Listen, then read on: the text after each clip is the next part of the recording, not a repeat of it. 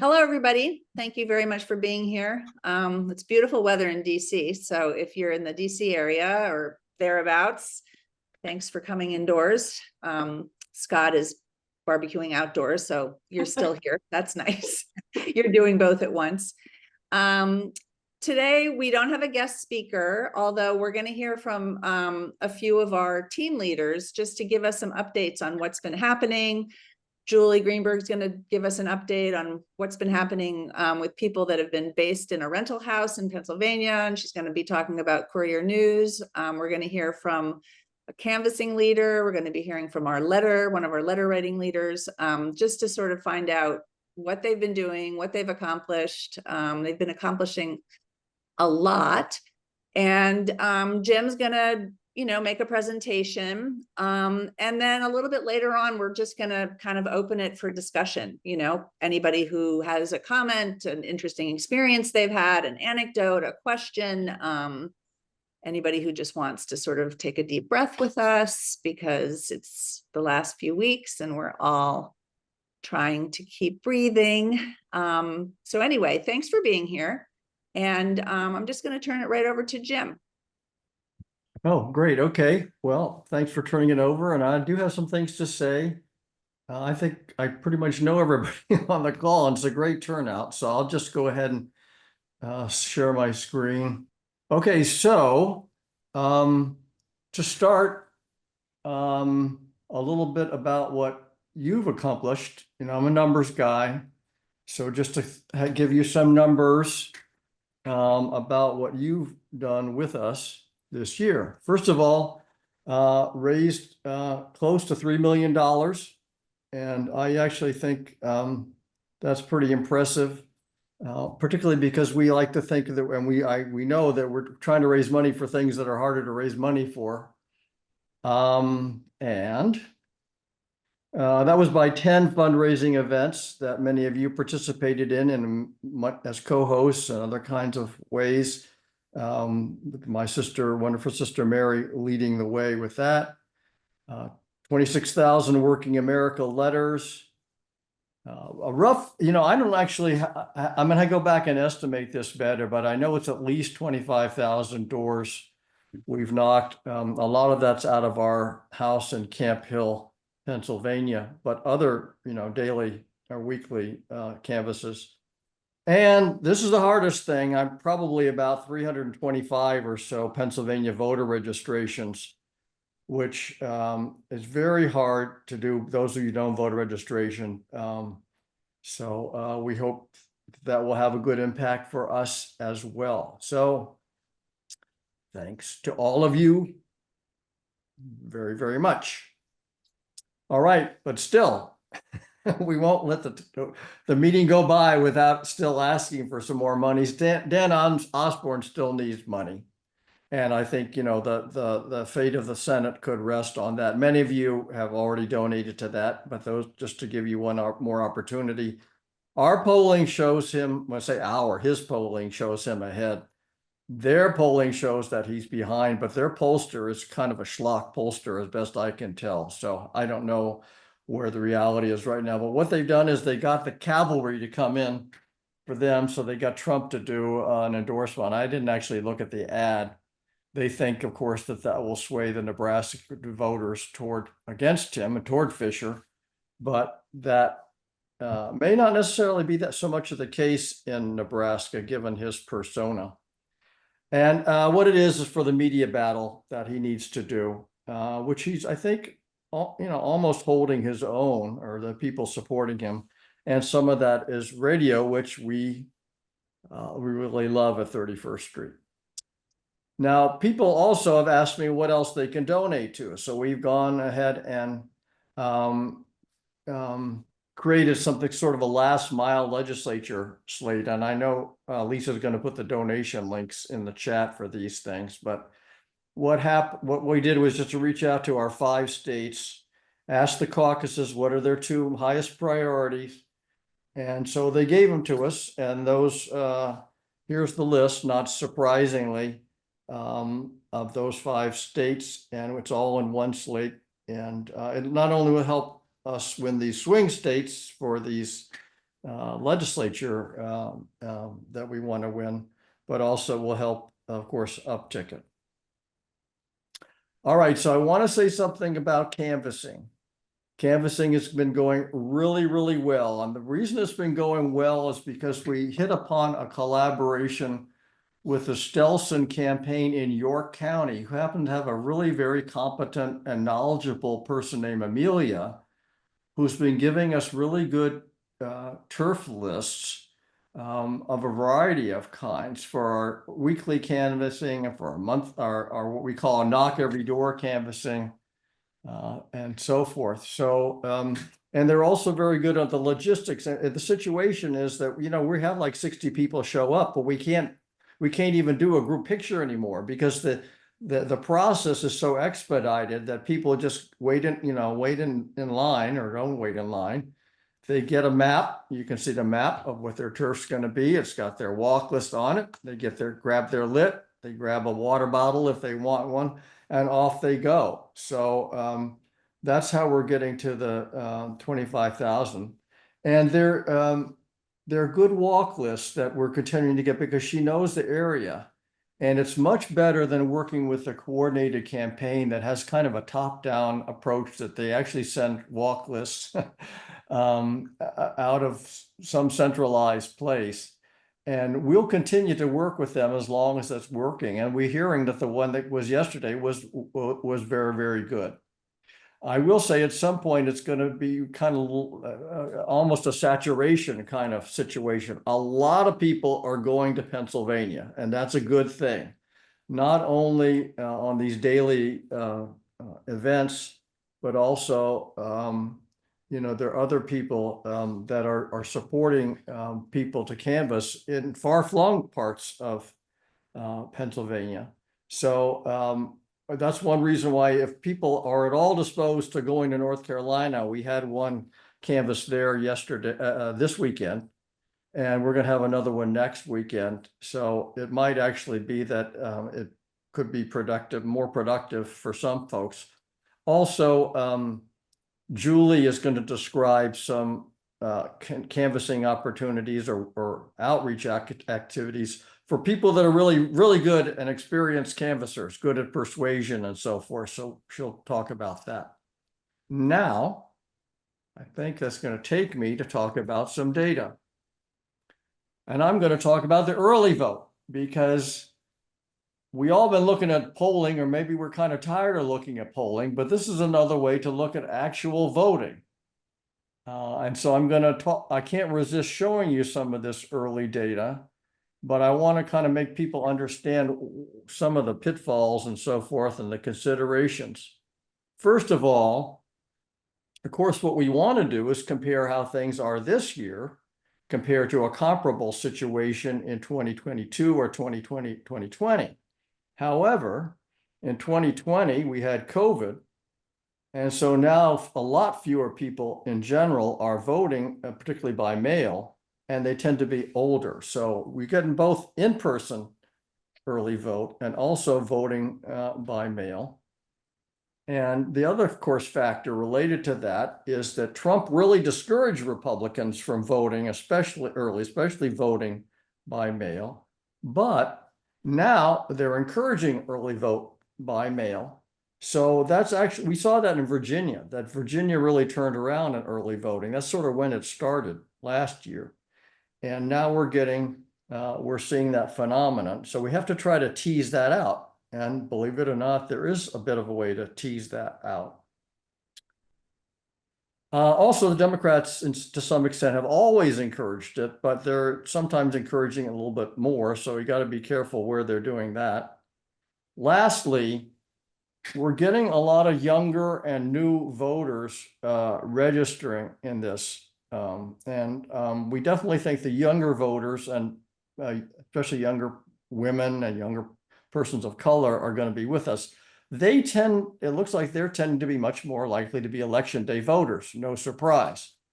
So that's another factor to bear in mind.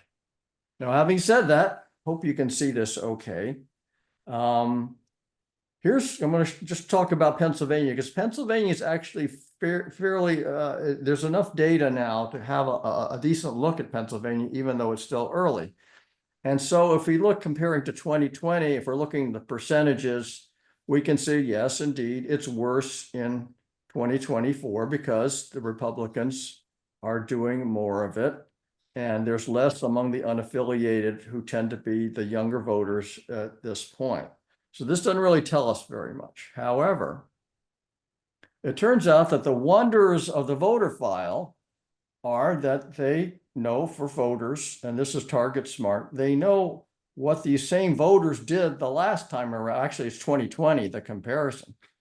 So yes, indeed, we can see that if you look at this particular point, these are, I know it's a little hard to describe, these are the early voters, and this is how they voted 2020 for those people. So these are the ones that voted by mail. These are the ones that voted in person. These are the votes that were newly registered, or I guess these are didn't vote, registered but didn't vote, and the blue ones are the ones who are newly registered. So in fact, a lot of their early vote is coming from people who in fact did vote in person the last time around. And if in fact, if you look at the proportion of the Democrats who voted by mail versus the Republicans who voted by mail the last time, it's actually an improvement for us. So it's a higher percentage. So that's one good. I know this is a little hard to take in just at first phase. Maybe not. Maybe it's easy to take in. I don't know. However, one other thing that's good for us is we're getting early vote among the people who are these are unregistered. So they were unregistered before 2020. So these are newly registered people, and they're even doing early voting. And these are the people who were registered but didn't vote in 2020. So these are the low propensity voters. These are the voters that we love. Some of them, some percentage of them are already coming out. Maybe they voted for Obama, or something, but they didn't vote in 2020.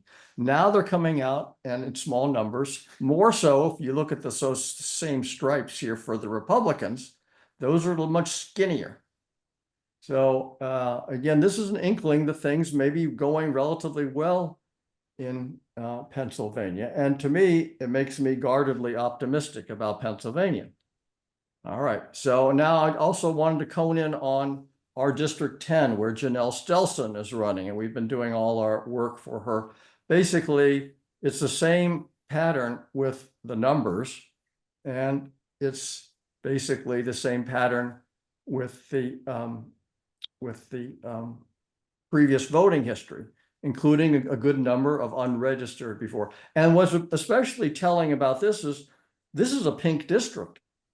This is a district that went for Trump by about 4 or 5 points. And yet we're doing, seemingly better in the way that I'm trying to explain than we did in 2020. So again, guardedly optimistic about that. And then one last one I want to show. Oh, that's the new registrations. This is Mecklenburg County early vote in North Carolina. And, Mecklenburg County is probably the key to North Carolina, where we haven't been doing very well in recent years, but there's been a lot of effort to mobilize. It's like, I think it's 1/8 of the state, for example. It's comparable to Wake County. And if we could turn it out properly, we will definitely win statewide. Just to point out that the one error I'm going to show is these are new registrations that voted already. Now in North Carolina, it's a combination of mail-in and in-person. So there's more opportunity for that, but though this reflects both of those.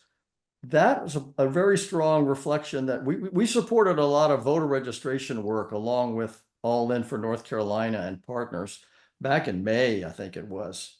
And this is just an indication that, that to some extent may well be paying off in North Carolina.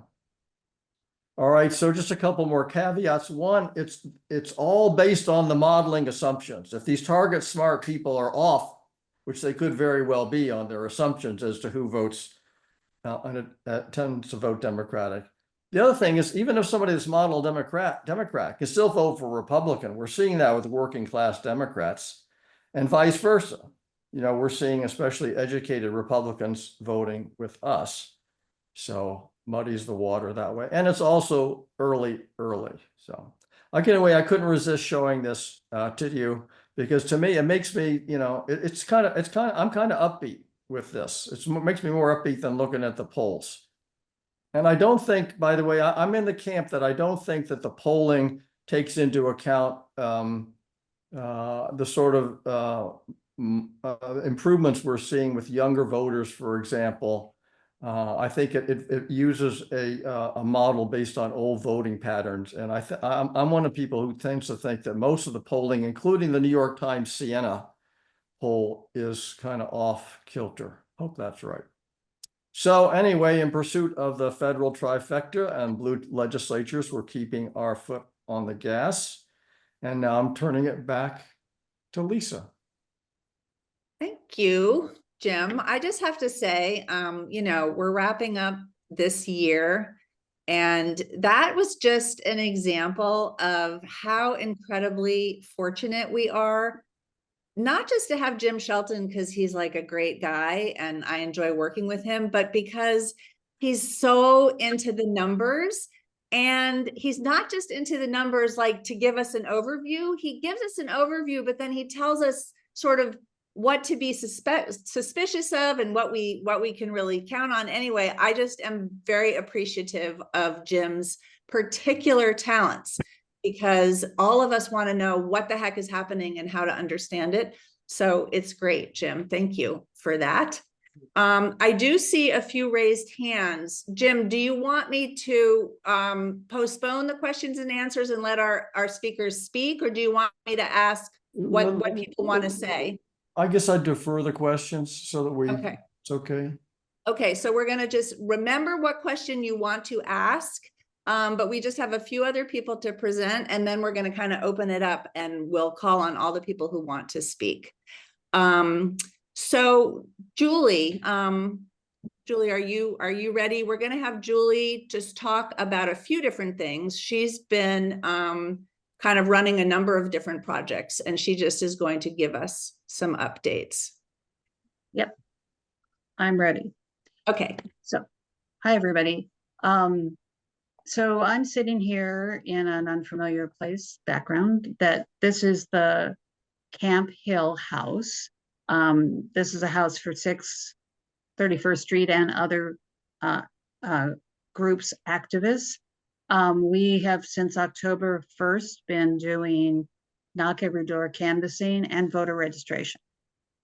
And that is ending because voter registration is ended, but it has been an incredibly wonderful experience.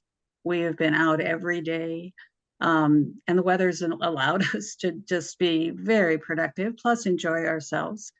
And being here every day, it has allowed us to have aspects of our work that aren't available when we just drive somewhere and do a canvas. We have returned several times, I think it's as many as 3 times, in order to gain the confidence of distrustful voters to register them. We connected a local activist carpenter, handyman, who we went to make a big sign to put up on I-83 at the request of another person who had a big front lawn facing the on-ramp and who said, I want a sign. And so Bernie, someone we found, miles away, made the sign for us like almost overnight. And that sign is up there saying, Harrison Walls, with some stars around the frame that Bernie added. So it's just been a wonderful experience, but now we're switching. And we are going to be doing a combination of things. And one is something that Jim sort of hinted at, a new type of canvassing for experienced canvassers. And we are going to have the very helpful person that he mentioned in the Stelson campaign, Amelia, provide us target walk sheets that will direct us to voters who were ID'd by earlier canvasses as lean Dem or undecided. And we are going to try to meet with those people in person, or at least leave materials on their door. And what we have found is most persuasive is information about Project 2025. We created our own flyer for that. We're going to use that. We're going to use every power of persuasion that we can, and see if we can move those people. They'll also get calls if we can't reach them. So it's going to be multiple types of outreach to them. We also are going to start, as of tomorrow, mail-in ballot cure canvassing. As some of you know, there's an ongoing effort now reaching out to people, likely Democrats, who voted and made mistakes on their mail-in ballots. So there's phone calling being done by Vote Pro Pros, and there's also on-the-ground outreach to these voters if they can't be reached by phone. That's going to start tomorrow. And it's really an incredibly complex process. Jack Sobel is here in the house with me now. We just got some materials together. The house is going to be a depot for other people coming from elsewhere to pick up their materials and their lanyards to go out. And we're going to try to find 10 of these voters at home and try to talk to them or leave materials. I've recruited a volunteer who said, I want to drive. So he's going to be my driver so that I can navigate more easily. We're going to try to find drivers for other canvassers. And if you're interested in driving, I'll put my email in the chat and after I finish updating people, and you can let me know.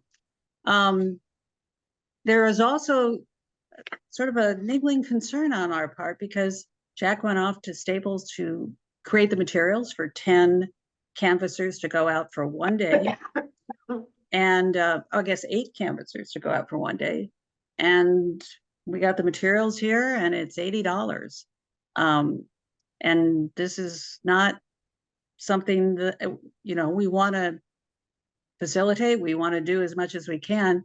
It's a pricey proposition and there's nobody funding this. So again, with my email in the chat, if you are interested in more information on supporting this effort, not driving, not being a canvasser, but contributing for one canvasser to go out for a day,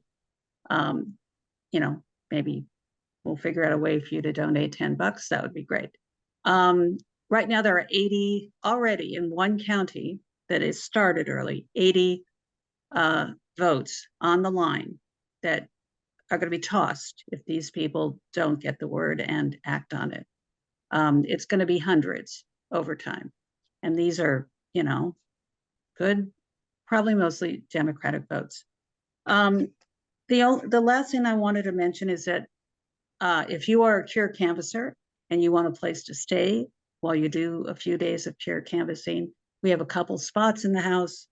And look in Joanne's newsletter for information on that. The newsletter, the fieldwork newsletter that comes out. Again, you can also write to me if you're interested in October 27th departing November 1st or November 1st departing the 6th. Last thing, I just wanted to mention that back in the very beginning of the year, we wanted to give Courier News a boost to establish an extra position in their Pennsylvania newsroom called the Keystone, a position that would sort of really help to create a drumbeat of Pennsylvania news. And we had Kate Bassett, who's with the newsroom. She's updated us a few times about what has happened with that donation. And it's been astounding, but in an unexpected way. And we'll provide a full written update at some point, but shorthand, the money that was put in the Keystone to hire a person has led to the person generating so many connections among groups that were very heavily involved in social media, that there was an unanticipated, unplanned, just spontaneous, huge explosion of TikTok followers nationally. And they went from like 100,000 courier TikTok followers that covered all sorts of issues in battleground states, not just Pennsylvania. They went from 100,000 to 1 million. And they attribute it mainly to this sort of locus of activities that Jess, the Keystone employee, generated through some Philadelphia coverage and groups that got in, sort of brought into a network by that. So I think it's a great success, and we'll try to provide more details when we can. And I'll, if you have any questions, I'm going to put my email, and if any way you want to get involved with this Camp Hill House, feel free to let me know. Thanks. Thank you so much, Julie. These were really Julie's babies. Like, nobody else was doing this, and Julie came up with these ideas. She figured out how to do it. She had us, do a fundraiser for Courier News. So I'm just very grateful, Julie, not just for all the effort you put in, but for your ideas, because they've really borne wonderful fruit. Thank you. Next, I think we're going to Michelle Hainbach to talk to us a little bit about canvassing. And I'm not sure whether we're also going to hear from one of our canvas leaders. I'm just not sure. But first, let's go to Michelle.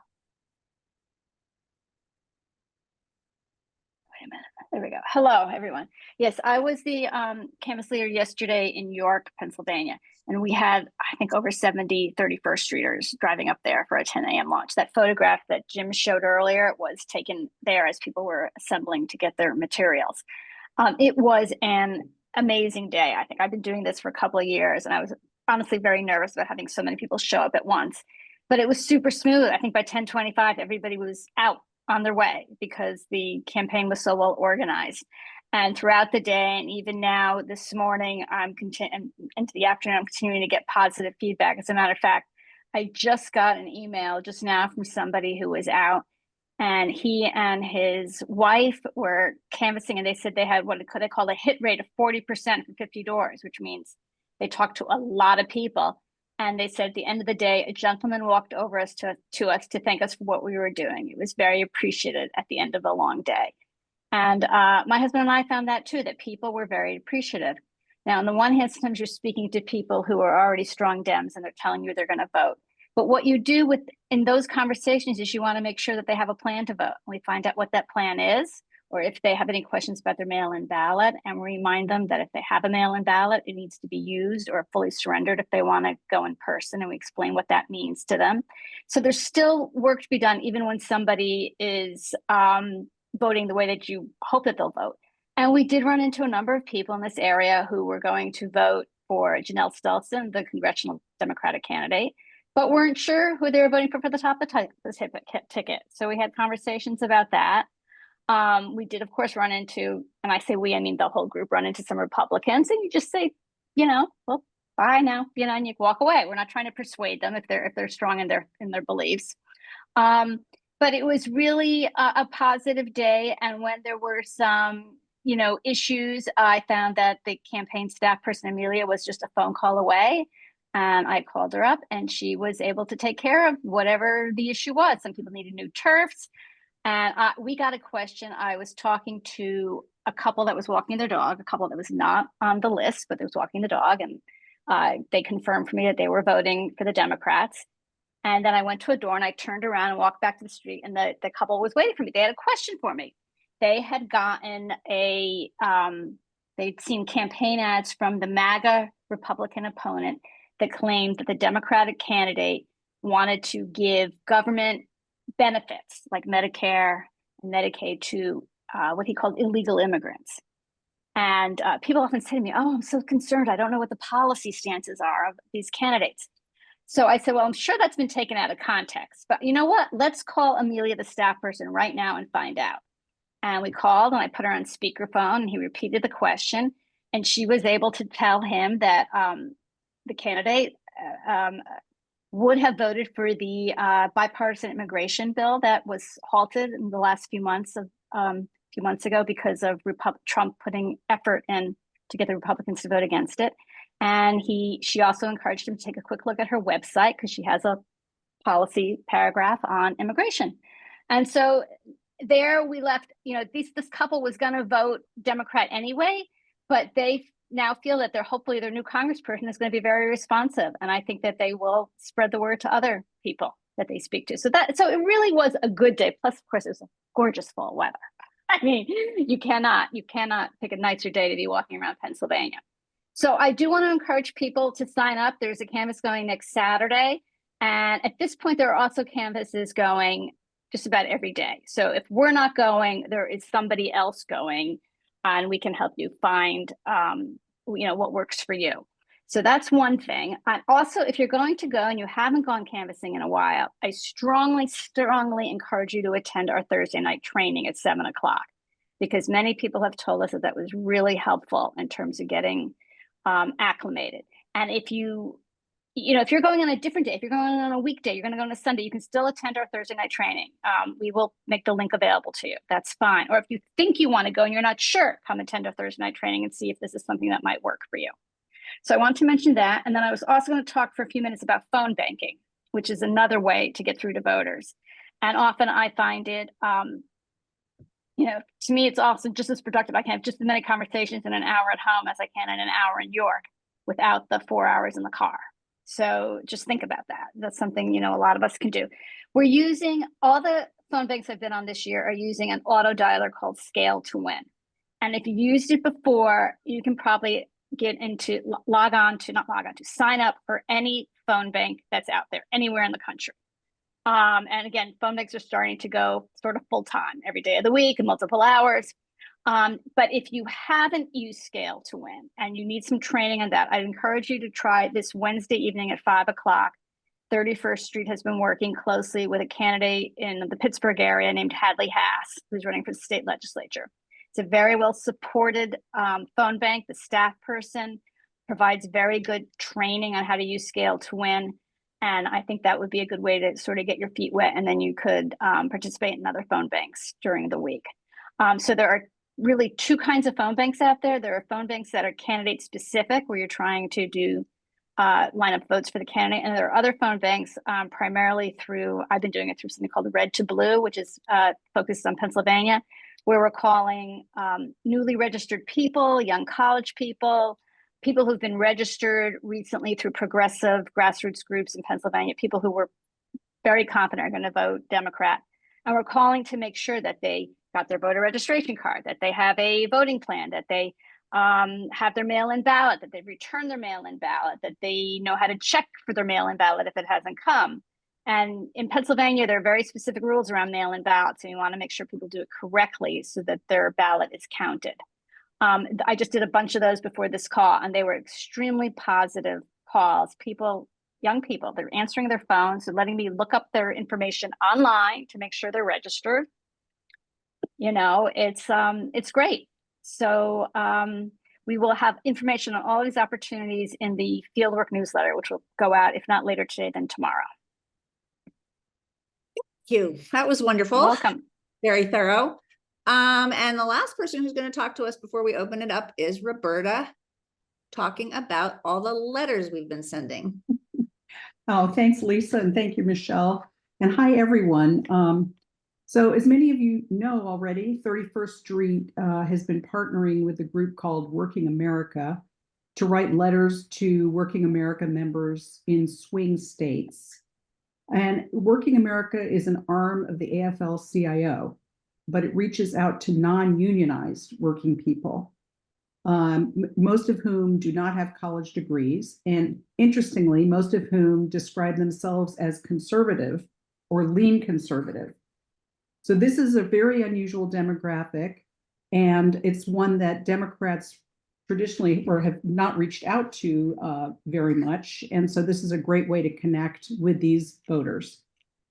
And Working America's outreach efforts persuade a significant number of these voters to vote for Democrats instead of the Republicans that they would vote for. So if you succeed in persuading one of these Working America members to vote for a Democrat, you're likely also resulting in one vote for Democrats, but one less vote for Republicans. So it's a really cool program, and it's effective. And so far, as of about 15 minutes ago, all of our 31st Street volunteers have done 25,925 letters. And I see several of you on this Zoom. So thanks to all of you who are here and our other volunteers who aren't here. And I'm talking right now because we still have a few more days to send these letters. The deadline is Tuesday, October 22nd. That's 3 days from now to get them, or 2 days, I guess, to get them in the mail. And we still have a few more addresses in Pennsylvania to give out. We started out doing letters in Arizona, Georgia, Wisconsin, and Michigan. And then we were asked toward the end of the campaign to help also in Pennsylvania. So recently we started in Pennsylvania. So we have some addresses, and they only take a few minutes. Each letter takes a couple of minutes to do. If you think you can do any of them, you can start with 25. You can do more. Just contact me. I'll put my email in the chat, but it's mci4613@gmail.com. It'll be in the chat. So just, sign up. I'll send them to you right away. I've got the addresses hot on my computer, ready to go. So that's it. And thanks very much. I hope several of you will sign up. I also just wanted to mention, Michelle mentioned that I'm leading the canvas this Saturday, October 26th, probably in York, Pennsylvania as well. I encourage as many of you as possible to sign up. And just to reinforce that we give people a lot of help. If you haven't canvassed before, we'll partner you with an experienced canvasser, and we give you, put people together in carpools, and it really is a lot of fun. It's a good sense of camaraderie, and it's been a very positive experience. I think you've heard that, but I found the same thing. I had several Republicans actually who have said they're voting for Harris and against Scott Perry and so on. So it's been rewarding. And with that, I'll turn it back over to Lisa. And Thanks. Thank you. Thanks so much. It's kind of amazing, everything that has been accomplished. We have amazing 31st Street volunteers, really. It's impressive. So at this point, we're just kind of opening it to questions or comments. A few people had your hands up before. Put your hands up again, or if you want to write a question in the chat, that's fine too. And we will call on you. I have to sort of cruise around the Zoom. So I see Jan White and then Linda, and I'll keep looking for hands. So I just wanted to let people know that we're going to have a canvas in North Carolina this coming weekend, next weekend, October 26th and 27th in Rocky Mount. And right now, Lynn Fletcher is down in North Carolina in Henderson, North Carolina, leading a canvas. Both of these areas are pockets that are under canvassed, low income areas that have a lot of potential to turn out the Democratic vote. And the candidate that we're supporting, well, both of these candidates are candidates that we are supporting. 31st Street is supported financially. And we chose these two, not only because they're great candidates, but they're about a 4-hour drive from Maryland, DC, and shorter if you're in Virginia. So I will put my email in the chat, and there's a Mobilize link to sign up. And I hope that some of you will consider driving down on Friday and canvassing on Saturday and Sunday. And there will be a Thursday night canvas training Zoom call as well. Wonderful, thank you. So Linda Schuett and then Jim, I see hands. I actually have two questions. I did some of the letters, I think 25 of them for Working America. And the letter, I wanted to emphasize how easy it is to do it. The letter is easy. It's really just adding a name at the top and signing it and putting it in the mail. It's just incredibly easy. But I do wonder why the letter doesn't say anything about voting at all. So that was just a question. I mean, I did them anyway, but I don't understand why it doesn't say anything about that. That's one thing. The other question is probably mostly for Julie or Michael about whether or not the Spanish list that I put together with a lot of input from Michael about what would happen if we went to a house and the person didn't speak English. And I was wondering whether that was helpful or not helpful. So I guess Roberta can answer some of that.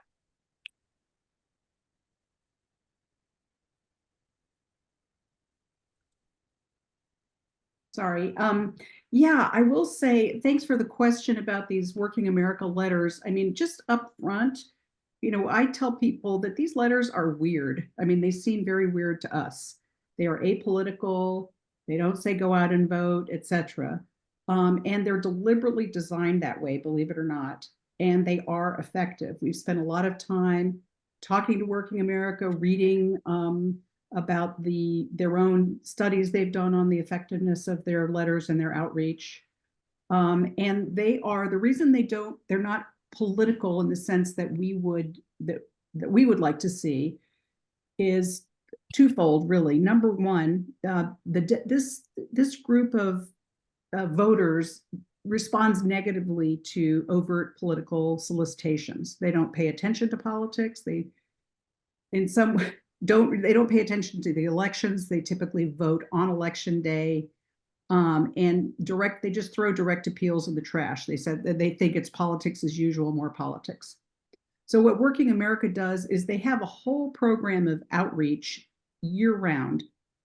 The letter that these people receive doesn't just come out of the blue and talk about healthcare. Working America has employees who go door to door canvassing. They knock on doors, they send texts, etc., and they build a relationship with their members. So they might provide their members with information about health screenings for children at the high school. They might, provide them information about tax assistance. And they go to people and they sign them up to be members of Working America, and they get this kind of information.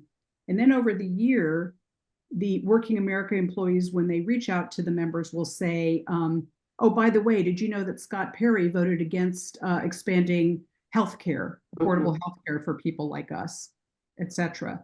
So they do inform their members over the year as to how politicians have voted on issues that are important to them.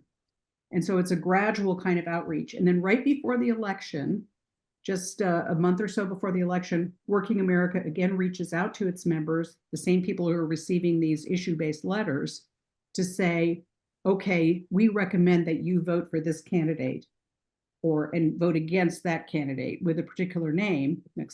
Vote against Scott Perry, vote for Janelle Stelson, based on how they view issues important to working people. So these letters arrive right before the election. What they do is they serve to remind these voters who already are primed with the information from Working America to think about healthcare, for example, when they vote. So I hope that's not too complicated an explanation, but that's kind of how it all fits in. And if you really have questions, Thanks. good. I don't know. Go ahead. Okay, sorry. I don't know who can answer the question about the Spanish speaking. I don't know who that was directed to, Linda, and I don't know who can answer that. Well, I worked with, I got a lot of feedback from Michelle, or Michael, I mean, and then I gave the list to Julie, and I don't know whether she had a need to use it. I mean, I don't. So maybe can she get back to you separately so Sure. I can sort of call on some other people? Sure. So yeah, maybe connect with Julie separately and find out what happened. So Okay. Jim has his hand up and I'm looking around for who else. So Jim, why don't you go ahead? Hi, got my Blue Victory War Room background. Yeah, I realized I kind of dropped the ball. I was supposed to talk to you, Julie, about, I believe, about social media type stuff after last month. But I actually have better updates on that.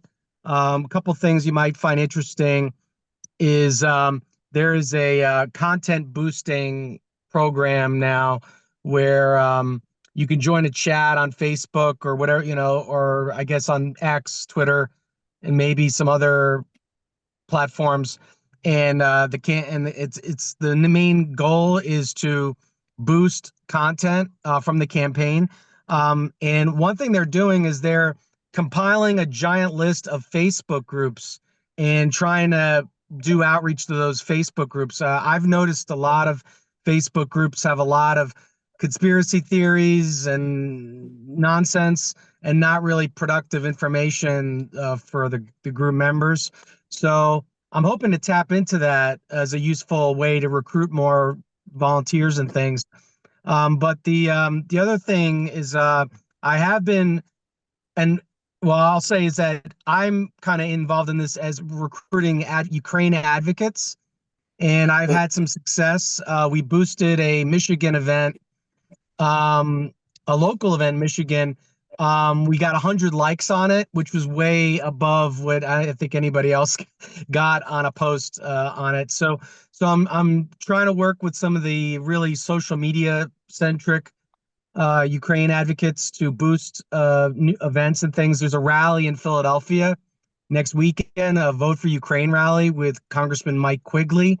And so I'm going to try to direct our energy to boosting that on Facebook and Twitter, especially. But the one thing that is kind of most important is I've gotten to know this vendor who is doing relational organizing trainings for the DCCC, but this has happened to us in Virginia in 2021. They have a program, but it's not being promoted enough. So I'm going to be amplifying these trainings to grassroots groups quite a bit down the stretch to encourage people to look in their phone, in their networks for people who live in battleground states and battleground districts to encourage their friends and family to vote. So it's really simple. We've been doing it for a while, but I've heard some conspiracies, or I've heard because of turf wars, this type of program is being sidelined over and over. But that's a big project that needs to be dealt with after the election. But I'm kind of determined to fight back against whatever is going on and try to encourage, in Pennsylvania and other states, VA7, us Jim, to these resources. let me encourage you two to connect with Julie if there's something that would be helpful for the two of you to talk about. But Yeah, and if you hear, I don't know if you've been hearing anything with your campaigning in Pennsylvania about the way they, if any kind of relational organizing programs, but it does seem like they're having trouble getting campaigns to actually promote the program that they're getting for free. So it'd be great to have these campaigns supporting the trainings because they exist. thank you. Thanks very much. There's a question, Jim, I think that maybe you can speak to. Just a question about in this last stretch, what do you think is the most important thing to be doing? What would you say about that? It depends on what you can do. It's a little sorry, I have to tailor it.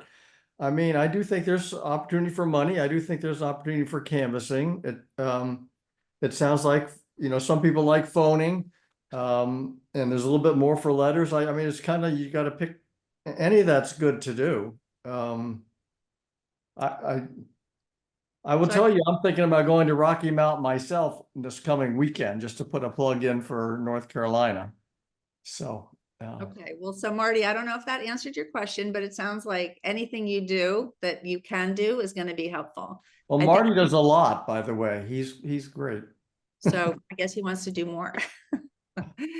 Okay, let's see. Jan answered the question about are we canvassing in North Carolina in November 2nd and 3rd? I think she said, what did she say?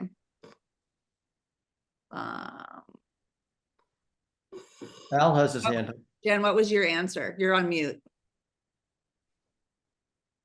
She put an I answer. said that Neighbors on Call is canvassing. We are not having a canvassing trip there, but it's neighborsoncall.org.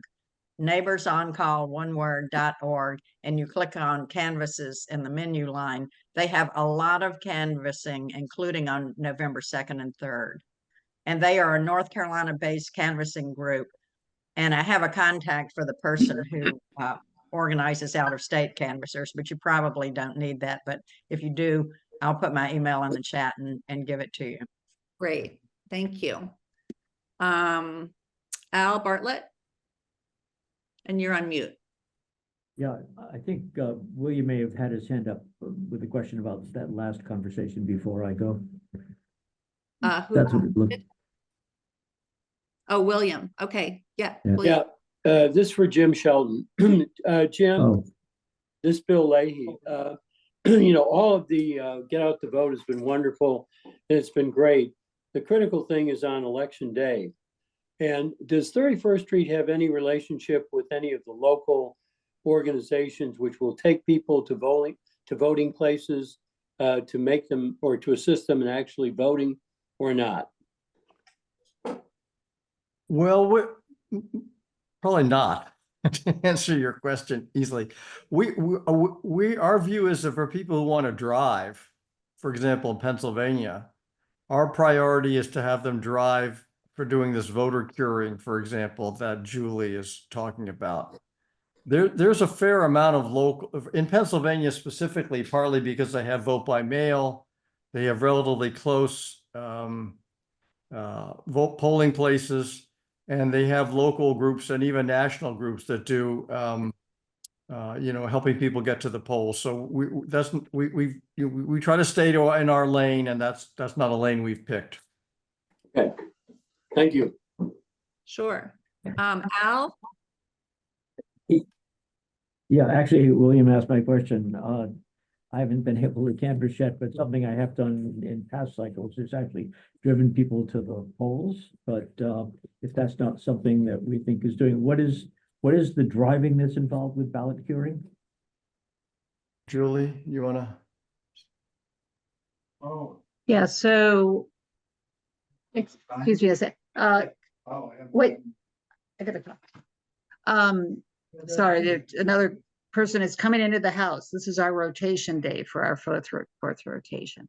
So when a voter who has a deficient ballot, a mail-in ballot that will not be counted unless they take some action. And in the case of the county the house is in, Cumberland County, which is part of Stelson's district. In that case, they have to vote on election day. They have to be told to go in and vote on election day provisionally, or they won't know. And so far they haven't been reached by phone calls. So I and others will be driving out to 10 voters on a list anywhere in the county to tell them you must vote on election day and answer questions or leave information taped to their door with painter's tape.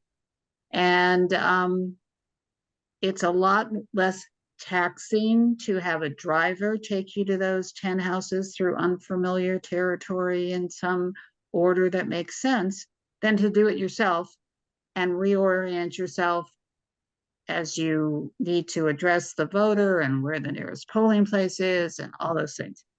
It's a lot of processing. So having a driver do that, it's a long day, and it's in, you know, my driver on Tuesday is meeting me at 9 a.m. and we're going to drive to 10 houses, however long it takes. Maybe it'll be half the day, maybe it'll be the whole day. And that's what we need. So some people in the house here are going to be driving for others. They haven't taken the training, and we're going to recruit locals, but anybody who wants to drive, I would advise maybe doing it for a couple days, staying overnight. It'll be,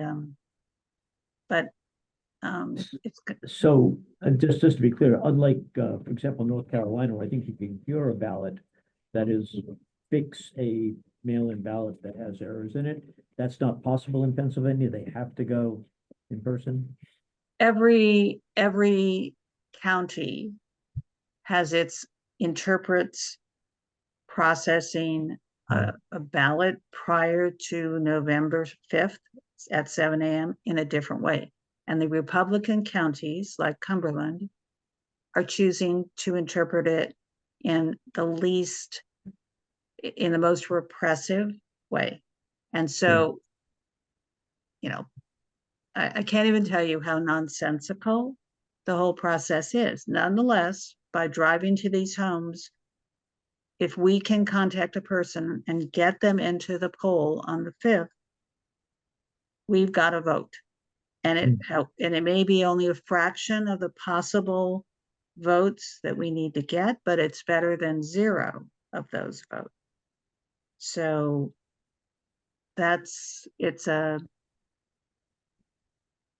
it's really Thank not. you. Now, other counties are Yeah. doing better. The Democratic counties are making it possible for people to vote a second ballot in advance, second mail-in ballot in advance of November 5th. This is what comes of Republican governance.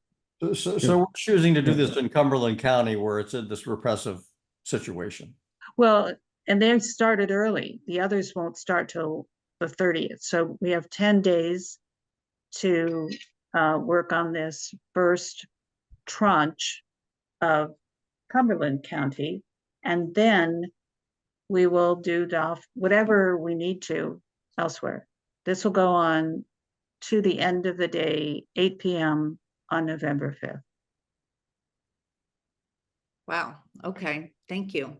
I just want to mention that it's 5 o'clock. So this is sort of the formal end, but I still see hands up. So we're going to just stay here and keep answering questions as long as we need to. So I think Joanne, and then S. Becker, and then Penelope.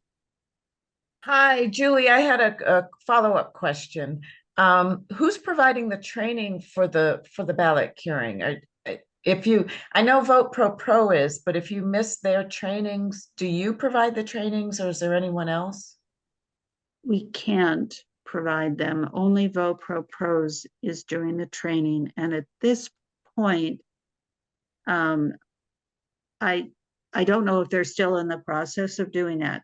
You have to go through a application process, vetting, and then they'll send you a confirming email, and then they'll send you a sign-up email it's multiple. And there's no shortcut. So, Okay. but if I think it,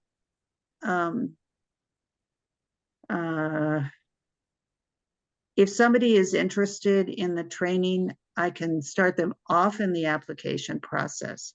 So anybody wants to get that first stage application, I can put, if it's still essentially live, put your email in the chat, Joanne. If you want to post it in some way, I can send it to you, and then people can give it a try. They might write back and say, no more vetting, no more training. I don't know.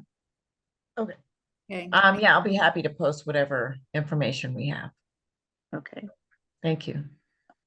I don't know your first name, but S. Becker. Sorry, Stan. Yes, thank you. There's a comment on what Julie was saying about how counties have different rules. As you know, the Carter Center monitored elections all over the world, and somebody asked him, I think after the Bush-Gore debacle, why not monitor the elections in the US? And he said it doesn't meet minimum. There are different rules in different states, different rules we heard now in different counties. Very sad story. I don't know how we can change that, but just sad story relative to the rest of the world. Thank you. And, you know, in places in Europe, voting day is a holiday, for example, where people have to go out and vote. Anyway, thank you for Yeah. very informative. You're welcome. Penelope? Hi, sorry, just unmuting. I've been canvassing and I've been to York, I think at least 3 times now, and it's been great, as Jim said, and they're really well organized. It was much better than when we went to Harrisburg. But I got a call from Pennsylvania Dems out of the blue saying, can you canvass? And I told them I was going to York, and they said, oh, that seems like we've done a really good job there, and we really have a need in other places. And I was just wondering whether 31st Street is going to continue to go to York, or whether there are other places that where there may be even a greater need, or there has been less contact. I will say that when I went this past Saturday, all the Democrats who answered the door either had voted or had a plan to vote. So they were on top of things, and they were very grateful that we came by. But I just didn't know if there are areas with greater need. Jim? I think about that a lot. And so far, I mean, I think the coordinated campaign is actually kind of behind the curve. The people that called you, they're from the coordinated. They're kind of behind the curve because they started late. They don't have local people.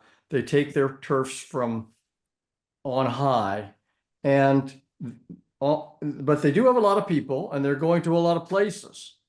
So they may feel that York, from their perspective, is pretty well covered.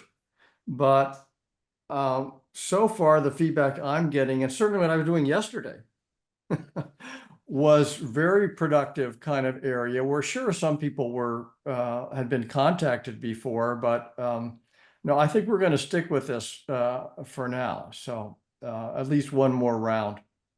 Michelle? Yeah, no, I'll also add that the neighborhood I was in canvassing, and I got this sense from other people I spoke with afterwards, they had not been getting a lot of people knocking on the door. So even a house that had a sign up that said Harris, we were the first people knocking on the door. So I think it's sort of rewarding, affirming for them to know that they don't know where we're from, but the Democratic Party has not forgotten them, that we're knocking on their doors too. And, thanking them for being voters and being supporters of the Democrats, and encouraging, similar to what you had said. But so I didn't feel like we were oversaturating the particular neighborhoods I was in. And I just had one other point, which was on my list, I had a number of people who the app said had already voted, but I didn't get the message from York saying you don't need to go to those houses if they're reported as voted. So I just, you might want to pass that on Thursday if that comes up. Okay. Okay, thank you. I meant to say that in the orientation last Thursday, which I forgot to say. Right. In the process, but not everybody comes to the orientation anyway. I think most people kind of figure out though that if somebody's voted and it's a Democrat, sometimes I go up to those doors anyway.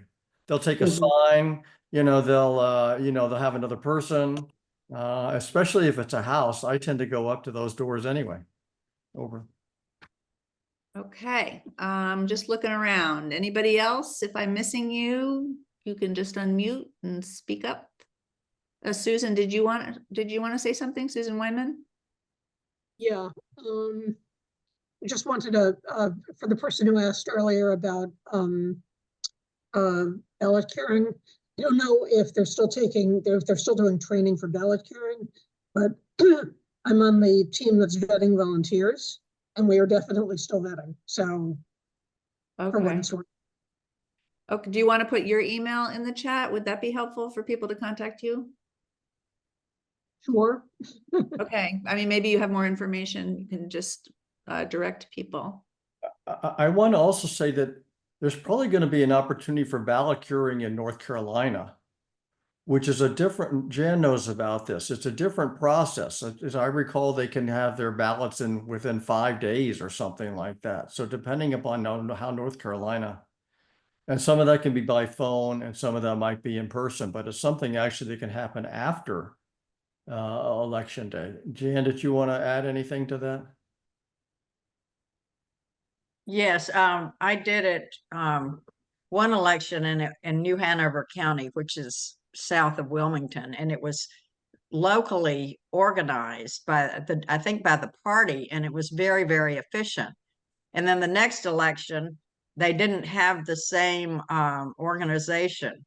And I'll see what I can find out. And that location is obviously not ideal for driving from DC. I happen to have a beach house there, which is why I was at Wilmington. But I'll see what I can find about the location counties that are farther north, like Raleigh, Durham, for example, might be good opportunities. I'll see what I can find out.